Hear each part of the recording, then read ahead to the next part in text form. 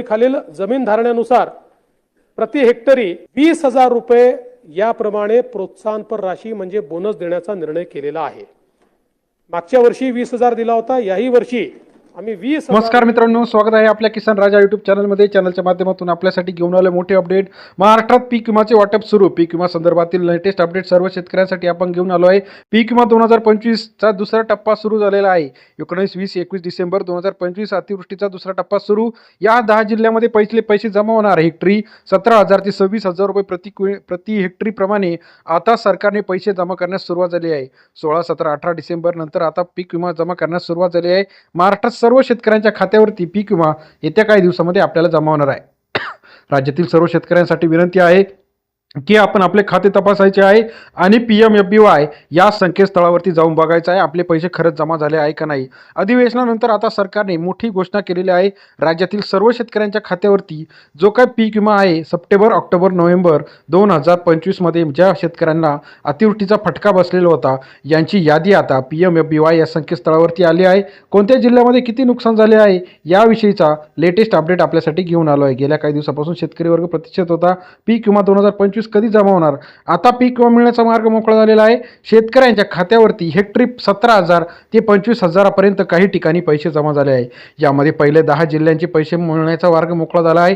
ज्या 10 जिल्ह्यांमध्ये मोठ्या प्रमाणात अतिवृष्टी झाली होती यामध्ये हिंगोली असेल, जालना असेल, वाशिम असेल, नागपूर असेल, अमरावती असेल, नांदेड असेल, बुलढाणा असेल, या सर्व जिल्ह्यांमध्ये आता पीक विमा जमा होणार आहे। गेल्या काही दिवसापासून शेतकरी वर्ग प्रतीक्षित होता पीक विमा कधी येणार, पीक विम्याचे पैसे जमा होणार का नाही। आता पीक विम्याचे पैसे जमा होण्याचा मार्ग मोकळा झाला आहे। येत्या 2 ते 3 दिवसामध्ये सर्व शेतकऱ्यांच्या खात्यावरती सरकार पीक विमा जमा करण्यास सुरुवात कराय। आता कोणत्या जिल्ह्यामध्ये किती पीक विमा आलेला आहे याची सविस्तर अपडेट आपण बघणार आहोत। त्याआधी आपला पीक विम्याचा क्लेम कसा बघायचा तर PMFBY या सरकारी संकेतस्थळावरती जाऊन प्रधानमंत्री फसल विमा योजना या वेबसाईटच्या पोर्टलवरती सर्व जिल्ह्यावाईज आकडेवारी दिलेली आहे आणि या आकडेवारीमध्ये कोणत्या जिल्ह्यात किती पीक विमा जमा झाला आहे याचा सविस्तर तपशील दिलेला आहे। पीक विमा संदर्भातील अपडेट आपल्यासाठी घेऊन आलो आहे। पहिलं जे अपडेट आहे याच्यामध्ये बघा की लातूर, परभणी या ठिकाणी 25,000 पर्यंत पीक विमा आहे। छत्रपती संभाजीनगरमध्ये अजूनही पीक विमा मिळणं अपेक्षित आहे। अहिल्यानगरमध्ये किती पीक विमा आहे तर विदर्भामध्ये 50% पेक्षा जास्त नुकसानमध्ये आपण सांगितलं। यवतमाळ, बुलढाणा, अमरावती, वाशिम या ठिकाणी 25,000 पर्यंत पीक विमा येणार आहे। लातूर, परभणी 25,000, छत्रपती संभाजीनगरमध्ये अजून प्रतीक्षित आहे।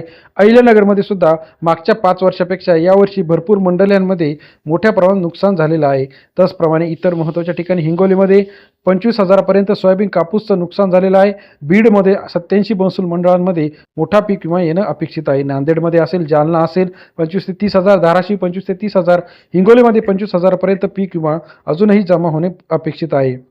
महाराष्ट्रात गेल्या काही दिवसाप्रमाणे मोठ्या प्रमाणात अतिवृष्टी झाली होती। या अतिवृष्टीनंतर शेतकरी वर्ग प्रतीक्षित होता पीक विमा कधी जमा होणार।